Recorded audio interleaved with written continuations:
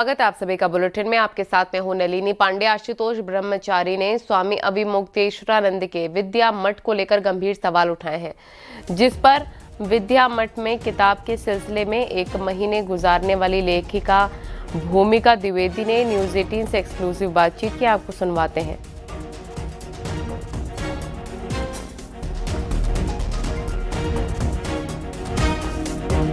बता पाएंगे आप किस वक्त रही थी वहाँ मठ के अंदर? हाँ, मैं बिल्कुल बता सकती हूँ। मैं 2022 में वहाँ पर थी। मार्च में मैं वहाँ पर गई थी और मई करीब मैं वापस आई थी। मार्च में गई थी, मार्च अप्रैल में आपने वहाँ बिताया है। जी।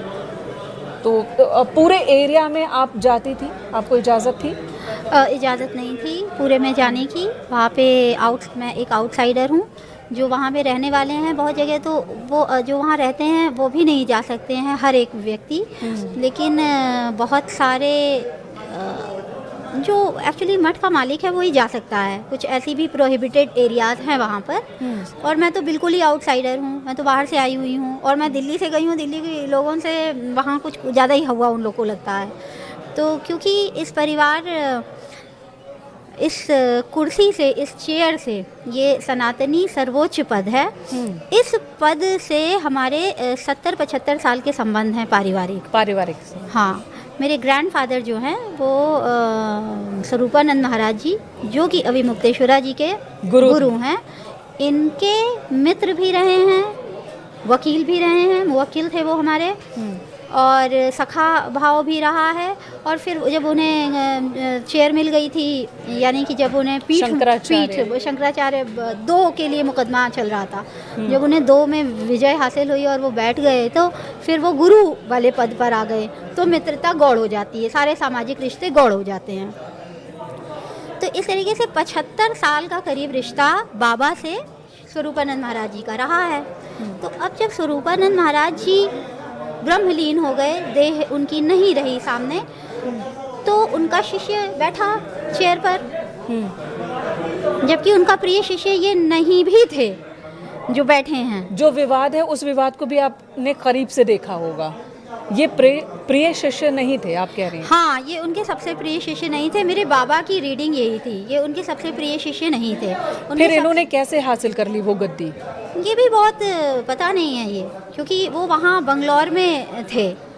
जब उनकी तबीयत बहुत ख़राब हुई थी, हम लोग आखिरी वक्त में उन्हें स्वामी स्वरूपानंद सरस्वती जी, बिल्कुल मेरे ग्रैंडफादर, मैं उन्हें अपना ग्रैंडफादर ही मानती हूँ, बाबा के दोस्त हैं। भले ही वो गद्दी पर बैठे हैं तो थोड़ी डिस्टेंस है कि पैर मतलब नीचे बैठना है, ये सब नहीं तो वो मेरे बाबा के जैसे ही हैं। बाबा से तो बहुत लाड़ होता है बच्ची को, और मैं ग्रैंड चिल्ड्रन जो कोई भी होता है वो बहुत लड़ाता होता है ग्रैंड पेरेंट्स का। जी।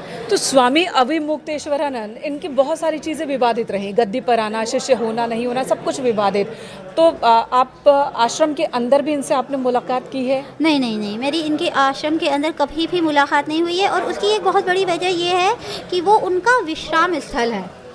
ये जो विद्या मठ है, ये उनका बहुत ही व्यक्तिगत, बहुत ही निजी, बहुत ही सीक्रेट उनका इस विश्राम स्थल है। सीक्रेट शब्द का आप यूज़ कर रही हैं। अंदर से ये कैसा है? बाहर से तो ये आम आश्रम की तरह ही दिखता है। नो, ये आम आश्रम ऐसे कहाँ होते हैं? आप आम आश्रम जाइए, वहाँ पे कच्ची ज़मीनें होती हैं, पौधे होते हैं, गायें होती हैं, लोग चारा चरा रहे होते हैं, ऐसे होते हैं। इतने हाईटेक पूरा आपने देखा है विद्या मठ अंदर से? मैं कुछ तस्वीरों में देखा है। पूरा संगमरमर का बना हुआ बिल्डिंग है वो। ठीक है। From the very beginning, from the first step पूरा संगमरमर का बना हुआ है। अब पहले फ्लोर पे ऑफिशियल सब कुछ है, दूसरे ग्राउंड फ्लोर पर ऑफिशियल है, फर्स्ट फ्लोर पर खाने की सारी व्यवस्था है, डाइनिंग हॉल है, स्टोर है, किचन है। फिर आप और एक फ्लोर पर जाइए, वहाँ रिहाइश है, कुछ लोग वहाँ रहते हैं, शिष्य रहते हैं, कर्मचारी रहते हैं। यहाँ सभी को एक्सेस है यहाँ तक, या यहाँ पर भी लिमिटेशंस है? नहीं, लिमिटेशन तो हर जगह है। ऑफिशियल के बाद ऊपर तो कोई जा ही नहीं सकता है। फर्स्ट किचन भी क्यों जा रहा है, खाना खाने भी क्यों? ये है। इतनी कड़ी चेकिंग होती है वहाँ पहुँचने वाले हर एक व्यक्ति की। हाँ। ऐसे अभी आप यहाँ लंगर जाइए, हमारे यहाँ बंगला साहिब में, यहाँ 50 लोग आगे खा के चले जाएंगे, कोई पूछने वाला भी नहीं है, चाहे जहाँ तक चले जाओ। मुझे नहीं लगता यहाँ बहुत सीक्रेटली होगी। वहाँ पे खाना खाने कौन आ रहा है, कौन जा रहा है। तो एंट्री कैसे होती है? क्या सभी को आई कार्ड या कुछ एक्सेस कार्ड मिला हुआ है? पहचान होती है, वहाँ पे बैठे रहते हैं, वही जैसे जाने आपकी देते हैं। टेबल है ऐसी ही टेबल है, और वहाँ पे एंट्री ऐसे यूँ होती है सीढ़ी से, एक बड़ा सा दरवाज़ा है ऐसे। तो जब सीढ़ी से कोई उतर रहा है तो ये वाला आदमी वहाँ से देख ही लेगा कि कौन आया है, क्यों आया है।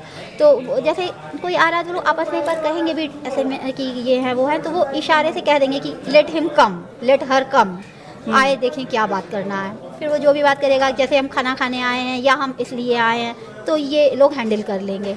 फिर हो जाएगा भाई ये जान पहचान की है, जैसे अगर मैं हूँ तो जैसे होटल्स में होता है, हाँ, पूरा रिसेप्शन, मेंटेन किया जाता है, रिसेप्शन, फिर आगे कहाँ प्रॉपर। तक किसे ले जाना है, किस जगह पर ले जाना है, ये सब व्यवस्था है वहाँ। बिल्कुल। और सीसीटीवी कैमरे भी हैं, इन सब के मॉनिटर जो उनकी मठ की मालकिन है उन्हीं के पास है। ये सब अरेंज कौन करता है? क्या उनके सेवादार होते हैं? सेवादार उनके हैं, उनमें एक मैनेजर है और बाकी और भी कर्मचारी हैं, खाना बनाने के लिए कोई है, सफाई के लिए कोई है, बहुत सारे हैं। तो ये रहस्यमय क्या गुफा की तरह है कुछ नहीं, अंदर से? रहस्यमय है कुछ कि दरवाजे खुलते ही नहीं है। हाँ, एक ऐसा साइड है, एक ऐसा साइड है जिधर से एंट्री ही नहीं है, उसे कोई जानता ही नहीं है। उसे केवल वहाँ तो उनकी जो मालकिन है वो जानती है, मठ में रहने वाली, और या फिर अभिमुक्तेश्वर जी स्वयं जानते हैं। वहाँ पे कोई भी नहीं जा सकता, बच्चा भी नहीं जा सकता जो कि वहाँ पे रह के पढ़ रहा है, वो भी वहाँ नहीं जा सकता। तो मुमकिन है वो योग साधना की कोई जगह हो? वो बहुत आलीशान सी एक हॉल है। हाँ, अगर वहाँ पे योग साधना भी हो रही है तो अच्छी ही बात है। वहाँ पर कभी किसी को आते जाते देखा सिक्योरिटी के साथ ही सही? नहीं, वहाँ सिक्योरिटी, वहाँ पे वो एक तो वो कोई रास्ता जानता भी नहीं है, वहाँ लिफ्ट से जा सकते हैं, तो लिफ्ट भी साइड में ही है, लिफ्ट में भी सब लोग नहीं पहुँच सकते, छूना ही नहीं अलाउ है कि आप लिफ्ट में क्या करने के लिए जा रहे हैं। योग साधना भी वहाँ हो सकती है। जो मैंने उसे देखा है वो इतना ही बड़ा हॉल है करीब, कालीनें बिछी हुई हैं बहुत अच्छी। योग साधना के लिए मुझे लगता है कालीन नहीं सूटेबल है ना, मुफीद चीज़ कालीन नहीं है वहाँ पूरे में। कालीन आलीशान है, वो देखने में भव्य है, बहुत आलीशान है, बहुत आलीशान है। हर फर्नीचर वो किसी बहुत महंगे स्वीट की तरह लगता है, 5 स्टार स्वीट्स जैसा लगता है वो। अभी जिन 2 बच्चों का मेडिकल टेस्ट हुआ है उनमें से एक ने बयान दर्ज कराया है अदालत में कि वीवीआईपी लोग भी आया करते थे, अलग अलग जगहों से लोग आया करते थे, उनके सामने उन्हें परोसा जाता था। ओके। क्या इस तरह की वो जगह हो सकती है जहाँ पर आलीशान चीज़ें हैं? देखिए, अगर वो वीवीआईपी थे और वो वीवीआईपीओं के सामने इन लोगों को प्रस्तुत किया जा रहा है, तो मेरे ख्याल से वो जो गेस्ट हाउस है इनका सामने वाला, एक तो ये आश्रम की बात हो गई विद्या मठ, इसके ठीक सामने इनका एक गेस्ट हाउस भी है, ठीक सामने पूरा एसी है। मुझे पहले वहीं रोका जा रहा था, मैं बहुत घबरा गई, मैंने कहा मैं एसी में रहना ही नहीं चाहती, मैं यहाँ गंगा की हवा को फील करने आई हूँ, मुझे वहाँ मत जाने दीजिए। तो उधर जो है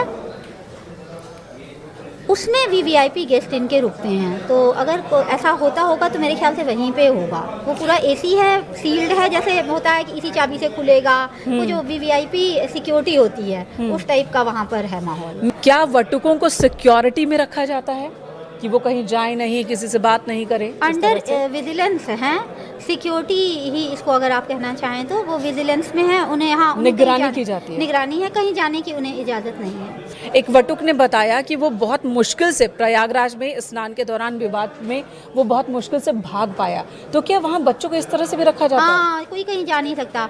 वहाँ पे बच्चों को जैसे कुछ सामान भी चाहिए हो, एक छोटा सा हेयर ऑयल भी चाहिए हो अगर, तो वो छुप के मुझसे कहा कि आप दीदी बाहर जाती हैं, मेरे लिए ये ला दीजिएगा, या बोरो प्लस मुझे यहाँ देखिए खरोच आ गई है, मुझे लगाना है, आप मेरे लिए बाहर जा रही हैं, ला दीजिएगा। ऐसे वटुकों से आपकी मुलाकात हुई? हाँ, उन लोगों से ये बात हुई, छुप के ही हुई, सामने सामने तो नहीं, अलाउ ही नहीं है बात करना। उसने कहा कि आप बाहर जाती हैं, आप दीदी मेरा इतना सा काम कर देंगी। मैंने कहा हाँ मैं ले आऊँगी, ये कौन सा बड़ा काम तुम कह दे रहे हो, मैं ला दूँगी। कुछ और बात जो वटुकों ने कभी शेयर की हो या कहने की कोशिश की हो? नहीं, बिल्कुल बातचीत अलाउ नहीं है वहाँ पे। हम लोग की खाने की और उनकी खाने की रो भी अलग अलग है। हम अलग जगह खाना खाएंगे, वो हॉल एक ही रहेगा पर इतनी दूरी रहेगी कि बातचीत ना कर सकें।